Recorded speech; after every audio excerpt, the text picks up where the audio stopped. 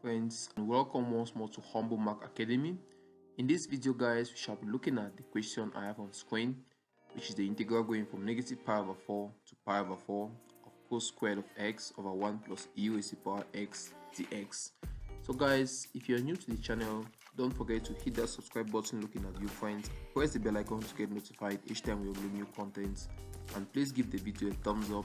That goes a long way to motivate me to keep creating more great content for you. Thank you very much guys. In this channel guys, I create contents that are based on science, that is in biology, chemistry, physics, mathematics, further mathematics and computer science guys. I create them for both for those who are taking these subjects in the advanced studies and those who are taking it as well in the university. So friends, let's dive straight into the video today. Now guys, the question wants us to evaluate the integral going from negative pi over 4 to pi over 4 of this function. Now guys, since I am able to see that the top of this my function right is an even function right, and in the denominator I have 1 right plus e raised to the power x. Now since I have 1 right, this is a very good hint for me friends, and since I have e raised to the power x here, that is also a very good hint for me to utilize one of the very important properties of definite integrals when the limits of integrations are symmetric. Okay, when the limits of integrations are symmetric guys, it permits me to use one of the very important properties of definite symmetric integrals, which simply tells me that as far as I have the numerator, since cos squared of x is an even function, then now guys, this e raised to the power x, that is, if I call e raised to the power x my f of x guys, since my f of x times f of negative x is going to give me 1, that therefore implies guys I can simply say that this my original integral can simply die down to just the integral going from 0 to pi over 4 of just cos squared of x dx. Guys, if you've not understood, don't bother yourself, okay? Don't bother yourself. I am going to prove this result in this video today. Okay, I'm going to prove this result that this integral can die down to just the integral going from 0 to pi over 4 of cos squared of x dx. Okay, don't bother. I'm going to prove that result in this video. Never mind, guys. All right. Okay, friends. Like I said, this integral can simply die down to just the integral going from 0 to pi over 4 of cos squared of x dx. All right. Let's evaluate this integral now. Then we shall prove this result. All right. So, guys, to evaluate this integral, all we have to do is simply trying to recall that cos squared of x, that from cos 2x equal to 2 cos squared of x minus 1. We are doing so guys because it is not so easy to integrate cos squared of x. We have to look for some identities that can help us to evaluate the integral. So in this case guys, if we make cos squared x the subject, we are therefore going to have cos squared x to be something like cos 2x plus 1 ordered on 2. Wait, that therefore implies guys, this our integral. This one integral now can easily just die down into the integral going from 0 to pi over 4 of cos squared of x is simply what guys, cos 2x plus 1. So we have it here ordered on 2 with dx. That's what we have friends. Now friends, since we have a 1/2 in this our integral, we can send it out of the integral. Since it's a constant, we are going to have 1/2 integral from 0 to pi over 4 2x plus 1 dx. Alright. Now in this case guys, since we know that the integral of a sum is the sum of the integrals, we are going to just evaluate the individual portions that make up this our integral. Therefore means guys, in that case now, integrating cos 2x, right? That's integrating a cosine function guys brings us where to a sine function. That's a positive sine function. But the reverse chain rule says that we are going to look at the we are going to look at the input of the cos function and divide by the derivative of that, which is simply going to be what? 2. So dividing by 2 gives us 1/2. Then integrating 1 in the x right gives us x. So guys, everything just dies down into 1/2 into, we have 1/2 sine 2x plus x. The limits of integrations guys are going to be going from 0 and ending at pi over 4. Wait. So guys, if we plug in pi over 4 into all of our x's guys, plug in pi over 4, we are therefore going to have this 1/2 stays outside, we have 1/2 inside. So guys, if you plug in pi over 4 into this sine 2x, we see that 2 can cancel 4 right into 2. Then sine pi over 2 simply gives us 1. This is the 1/2 here. So we have 1/2 times 1, which is 1/2, plus pi over 4. If you plug in 0 into all the guys, everything becomes 0. So we're going to have 1/2 into 1/2 plus pi over 4. Guys, if you simplify this result by simply multiplying here by 2 and up by 2, we are going to have pi plus 2 over 4. Then this 1/2 outside, the 2 times 4 can give us, everything dies down to pi to 1/8 into pi plus 2. Great. So guys, this is our final answer. This is the answer. Alright guys, let's take a look at the proof of this our result. Let's take a look at the proof. Now, let's take a general case where we have the integral from negative a to a, because this is how this integral presents itself, right?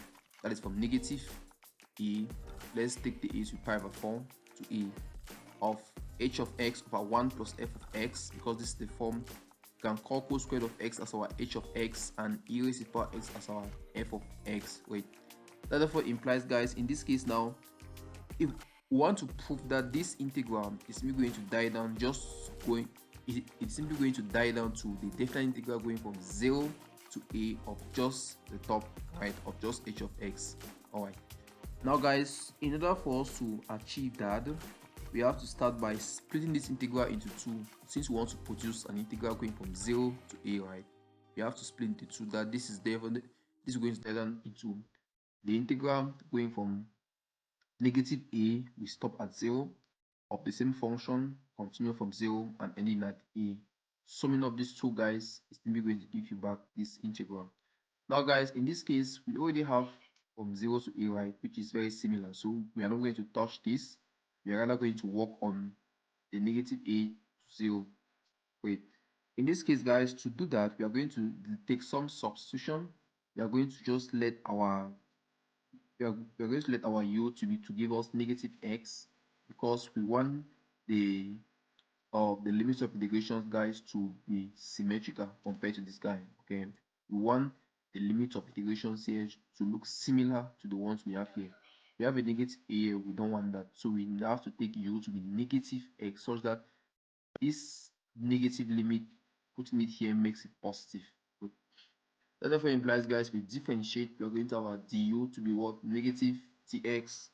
Keep in mind, friends, that u and x in this case are dummy variables, so we can replace their values conveniently where necessary. Wait, that therefore implies, guys, since our du gives us negative dx, this our original integral therefore turns this the first integral here, guys, integral going from negative a to 0 of h of x over 1 plus f of x dx, simply translates into, when our, keep in mind that negative a and 0 are x values, right? When x is negative a, we plug in negative a, we're going to have u going from where? A, right? When x is 0, u becomes 0. So we're going to have just negative of the integral going from a to 0 of h of, what's our x, guys? Our x is what? U, right? Our x is u. Then 1 plus our f of x, we have our x is negative u. So we have it here. So we have negative u, that since our du is negative dx, therefore means that dx is what? Negative du. So that's why we have a negative here. But friends, using one of the most important properties of definite integrals that we all know, guys, we know that we can use the negative sign now to flip the limits of integrations, right? Wait, but friends, keep in mind that we said earlier that cos squared of x is even, right? So our this our formula, this our reduction works when h of x is an even function, and for even functions, h of negative u is the same like what? H of u. Great. That therefore implies we are definitely going to have the integral going from 0 to a, that is this our integral that just translated here of. Now we can therefore replace u by its value, since here we are going to have h of negative u, and we said that h of x was what, guys? An even function. So, and we also said that x and u are what? Dummy variables, right?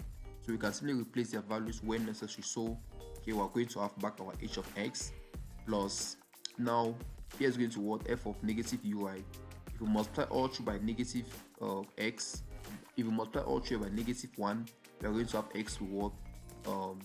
we are going to have negative use what guys to be x. Good. So this is what we have. Since x and u are dummy variables, plus the integral going from this integral that we haven't touched. Wait, this is what we have.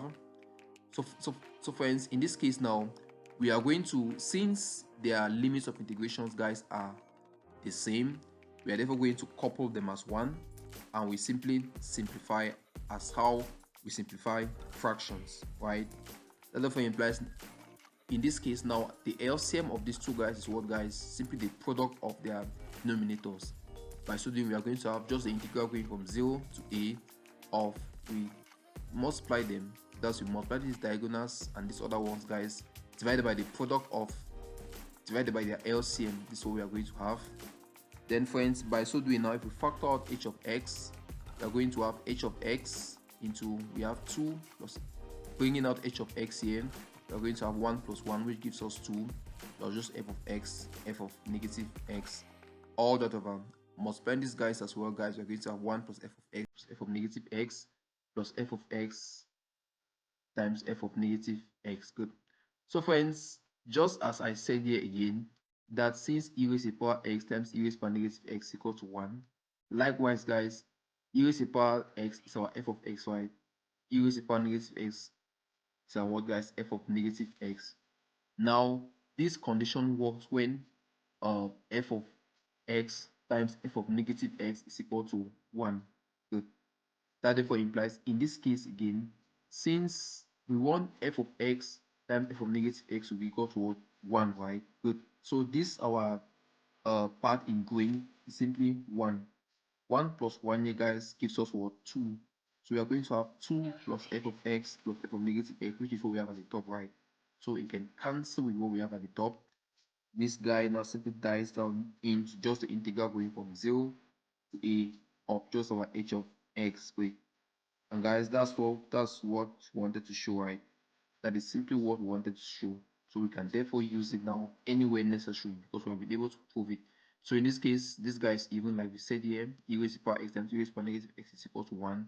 The integral can die down just with just to integral going from 0 to pi over 4 of just the even part of the function. Wait. So guys, I hope you found the video so useful. If you found it useful guys, a simple thumbs up will go a very long way guys. And guys, like I said initially, this condition works only when our h of x is even and f of x times f of negative x is equal to 1. If these two conditions are satisfied guys, you can go ahead and use this or formula. Good. So guys, thank you so much for watching the video. Thank you so much. I hope you found it so useful guys. If you found it useful, please give it a thumbs up and subscribe to my channel for more interesting content. And like I said, handle content here that are based in science in all levels. Science general as in handling concepts in chemistry, physics, mathematics, other mathematics, biology, and in computer science. So guys, there are enough videos on the channel already guys. Go ahead and watch them. See you in my next video guys. Stay safe and have a blessed day.